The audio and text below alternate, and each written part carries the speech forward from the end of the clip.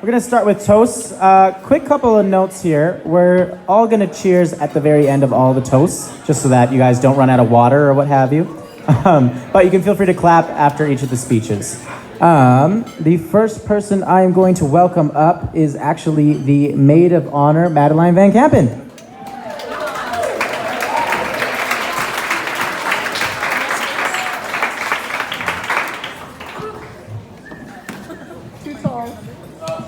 Notoriously too tall. Nice. All right. Hello, everybody. Ladies and gentlemen, thank you for all being here to celebrate Allie and Michael's special day. Can you all hear me? Yes. Nice. No? Who said no? Michael. For those of you who don't know me, my name is Madeline. I'm the maid of honor today and one of Allie's closest friends. She's very dear to my heart, obviously. Before I say anything, though, I want to draw attention to how absolutely lovely Allie looks today.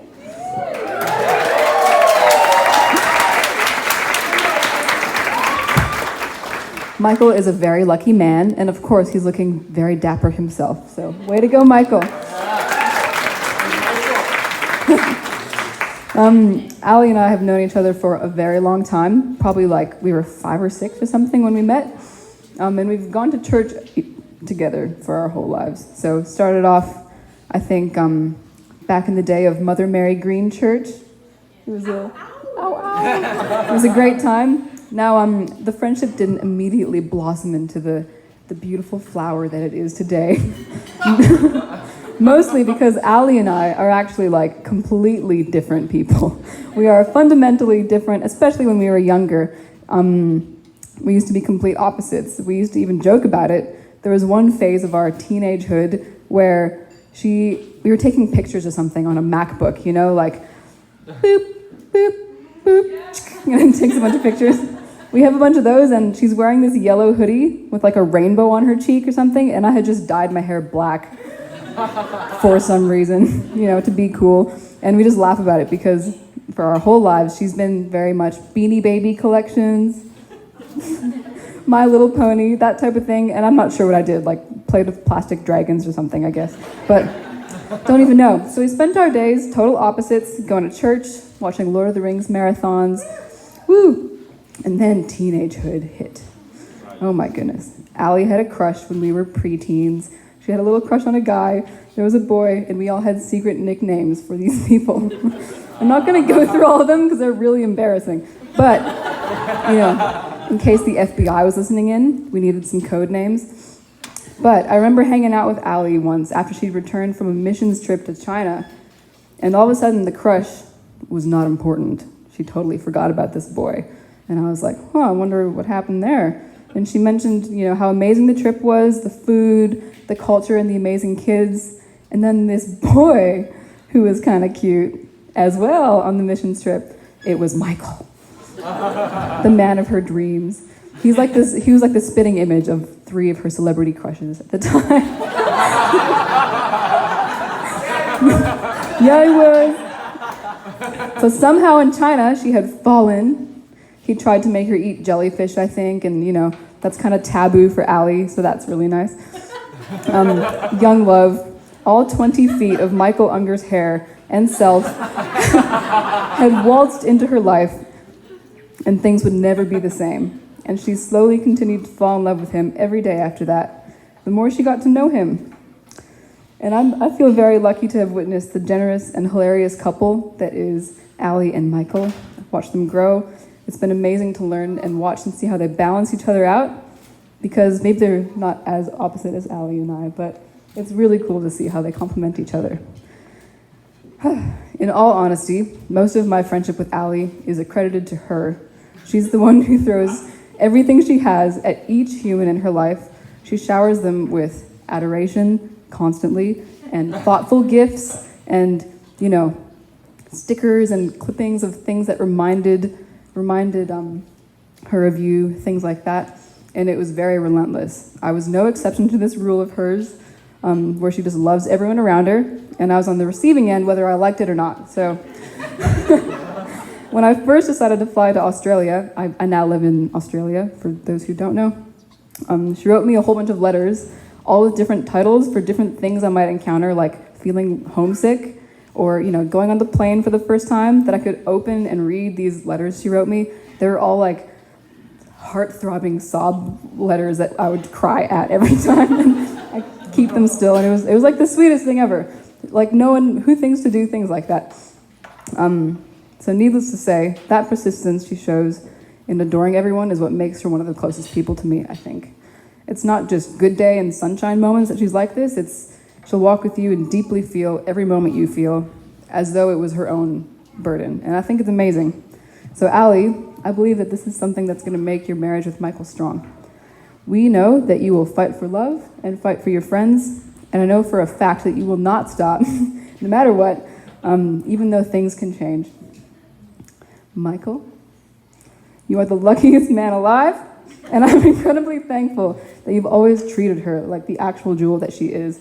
Sorry, I can't really see you. I'm just kind of like looking back. I'm astounded at how well you fit with her family and how well she fits with your family. It's actually incredible. It's such a good thing. And you bring out the sassy, independent woman that she is, like no one else. And I want to thank you for vowing to love her forever. Make sure you keep the house fully stocked with ramen noodles and stuffed animals.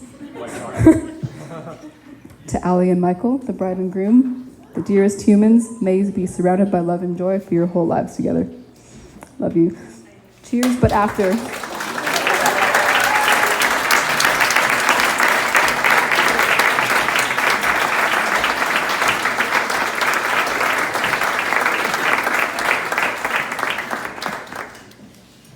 We would now like to welcome up Jason Unger.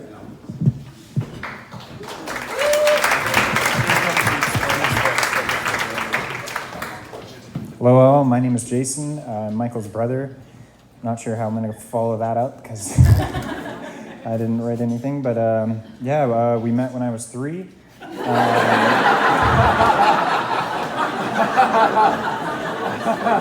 a hospital. I just want to thank you everyone for coming today. It's great that everyone is here to celebrate their engagement and their wedding now. I guess another story from prior to the day we met. When my mom was pregnant with my brother, she asked me what I wanted, and my response was a sister or a cat. So today I have a sister.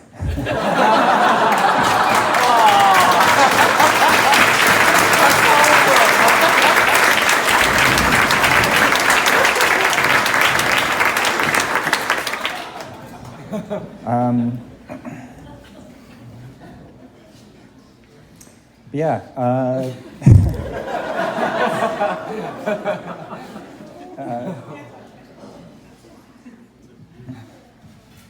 don't know what else to say. I guess. Very happy for both of you. And you have a long, good life together. Thank you.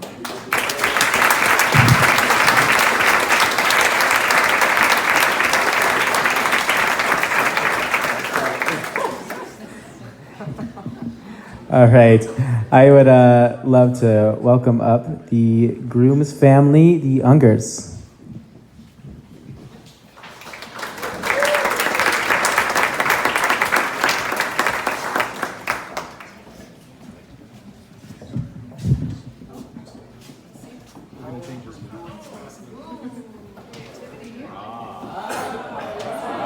So I'm just going to change this up because then we get to look at Michael and Allie. And at Jeff's suggestion. And we would like to thank you all for coming here today. This is really a wonderful occasion. We're very happy that all of you were able to make it, that you're all able here to celebrate the marriage of Michael and Allie, and I think the union of our families as well, which is really important. We're really proud of the accomplishments of both our children, of the children that we've raised, and we're extremely proud of you.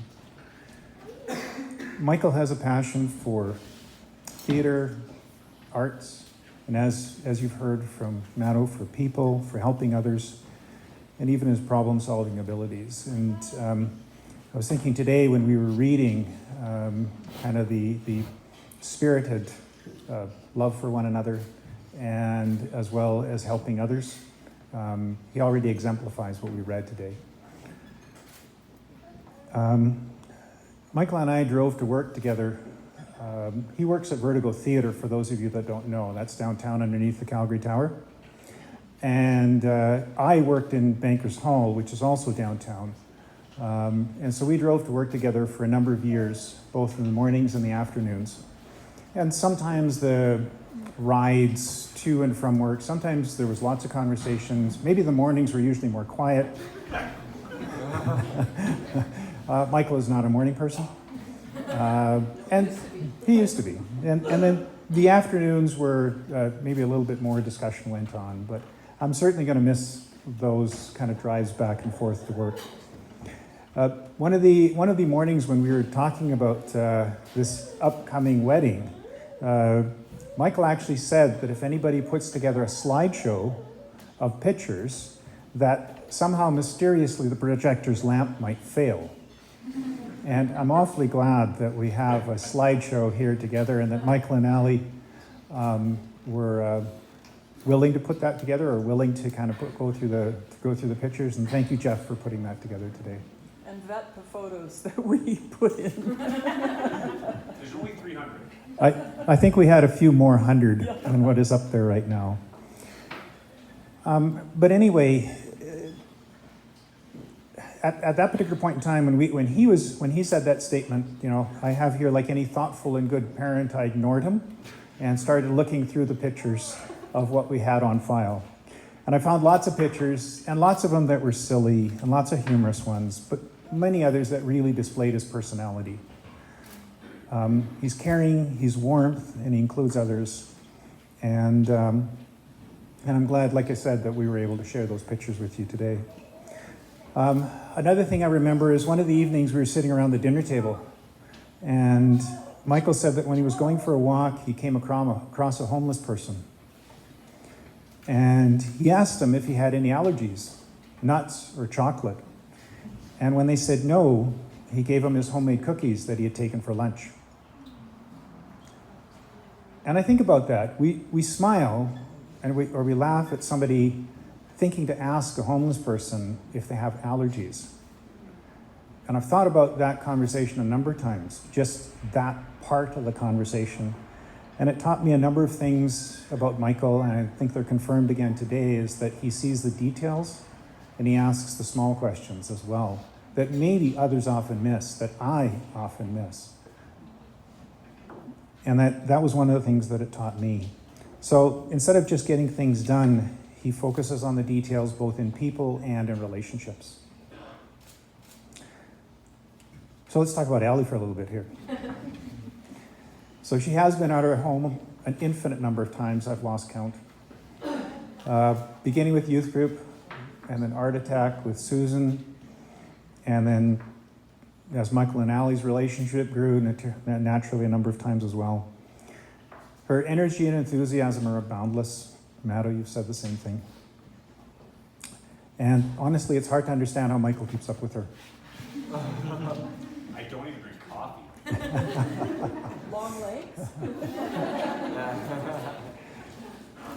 So between what she wants to see, who she wants to visit with, and then the odd burnout in between, and then recharging for the next series of things to do, she's always wanting to do everything. We have seen an artist grow in experience, and we're really happy to tell you that we have many of her pictures in our possession. One on the garage on our new home on Thea's Island. We have seen a young girl mature into an adult. And like Michael, she feels and sees the details in people. Matto, same thing that you're saying. She deeply cares about friends, about work, and strong relationships. So marriage is a partnership. It's not always easy. There are some bumps along the way.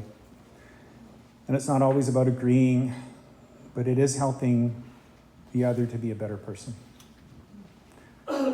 It's a lasting commitment, a partnership where two are stronger than just the individuals, where two support each other, where they really care deeply about each other, and where two influence to seek to help others be the same, as well as support others through that relationship. And that's what we see in Michael and Allie. So we were talking as we were arranging and discussing who was going to say what. We were talking a lot about marriage and about partnership. And you know that it is a lot of work. It's also a lot of fun. It gives us strength and love. It asks us to communicate well. We're reminded to listen, to pray continually, be willing to compromise. Not always. Sometimes we need to work together for what we really want. There are no magic secrets. We have always wanted to remain best friends, and I think you guys said that very, very, very well in your vows. We pray that same friendship for Michael and Allie. Always look for ways to encourage and help each other grow in love and confidence. Carl and I agreed, it's now 32 years ago, that we would not say anything about each other to anyone that we wouldn't be comfortable saying if he or I weren't in the room.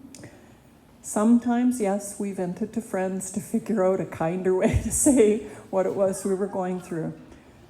But it has really helped us grow in our confidence in ourselves and in our marriage. And so we just want to say every couple finds the rhythm and the pattern that works best for them. No one can really tell them what will be best except them. When we look around at all the planning and the creative details, I mean, you look at this room, you look at the arch and the whole leading down the pathway with the cranes, it's really your day, your celebration. It speaks of your passions and your gifts.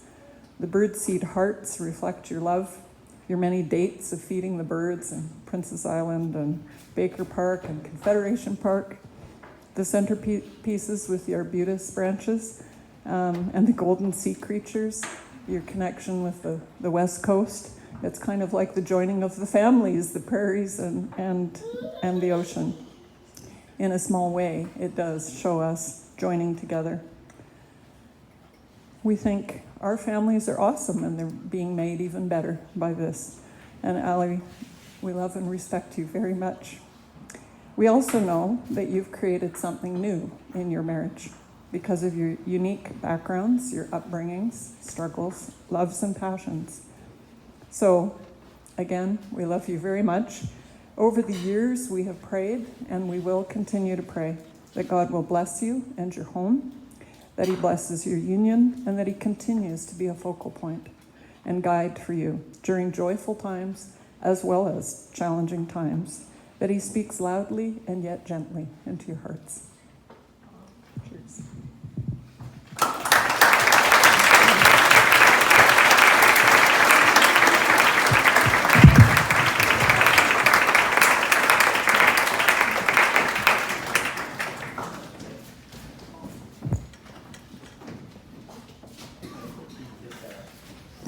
I think we'll keep this set up over here. Edward's family, would you like to come up?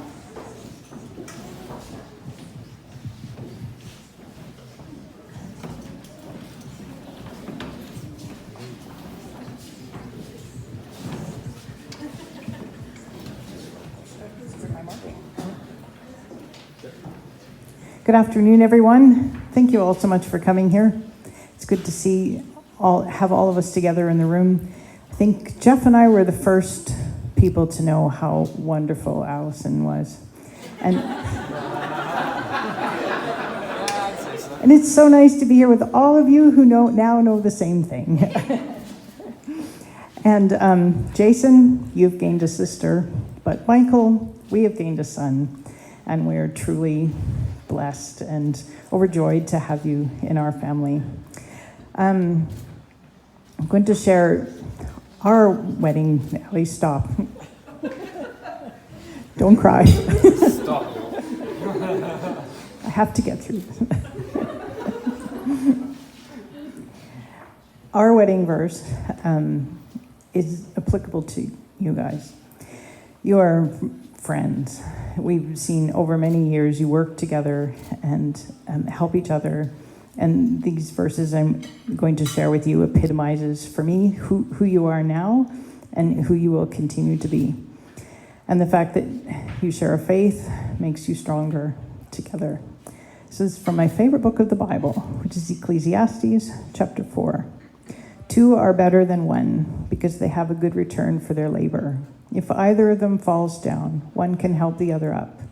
But pity anyone who falls and has no one to help them up. Also, if 2 lie down together, they will keep warm. But how can one keep warm alone? Though one may be overpowered, 2 can defend themselves.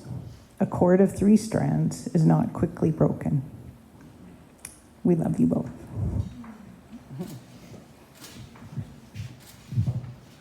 2 more stories. Alison, when she was born, about 6 months later, I can remember very specifically laying you down on the dining room floor, and I think it was maybe for the first time, and I just went, or something, and you went, and that was the first time I'd ever seen Alison light up the room. How many of us have ever seen Alison light up the room? This is exactly what she's always done ever since, in every room she's gone into. My second memory that's very significant is a bizarre one when we were traveling in Europe, and I don't know if you remember, you were about 8, would it have been? And something like that, 8 or 9. And we had to phone the hotel that we were going to next, and she only spoke French, and Alison, of course, was in French immersion. Cameron was as well, but, you know, Alison was the eldest, so she got the job. And she looked terrified when I asked her, would she make the phone call and talk to this, host and make sure that it was all correct. And she looked really worried, and then the steel came over her eyes. And then she grabbed the phone, and she talked to this woman, and she got the message through, and she communicated clearly, and hung up, and I saw the victory. And that was the first time that I'd seen Alison take charge and make it happen. And she has always been that ever since. There's nothing that will stop her. There's no obstacle that she won't plow through. And so I wrote just a couple of things that I love about you, Alison. You are a mural maker. You're a Sunday school teacher. You're a champion for newcomers. You are a bird lover. You are an organizer. Most of all, you love drumming.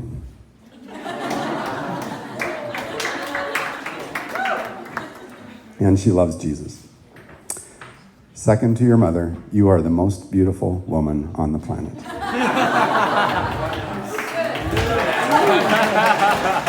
I disagree.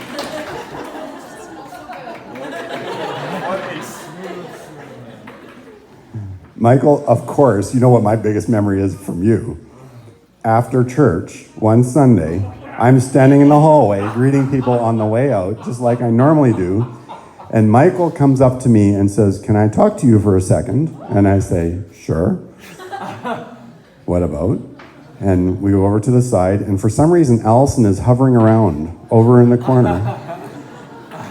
And he says, "Can I have the honor of dating your daughter?"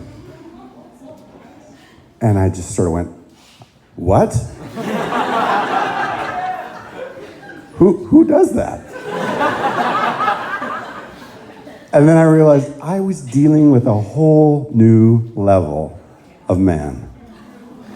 This was a whole different kind of man that I never met. And so, Michael, you are the energizer. You are the man of your word. You're the man with respect. You're the first one to solve a problem. When there's a problem in the room, you're the first one to step up. When there's a box by my door, and I'm gone for a second, it'll be gone. It'll be picked up and put where it belongs. Michael is always the first one to help. He's always the first one to chip in. He's always the one to befriend and converse with anyone in the room, anytime, anywhere. He's just constantly making friends everywhere he goes, to the point that he makes himself invaluable wherever he goes. And so Well, most importantly, you love board games. Yes. Yes. Very important. And you love Jesus. I love that. Second to me, you are the most beautiful man in the world. I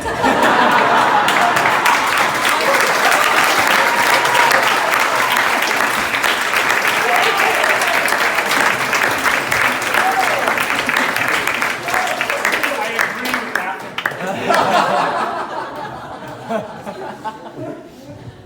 Micaiah, do I do? Yeah. Everyone? Raise a glass. To Michael and Alison.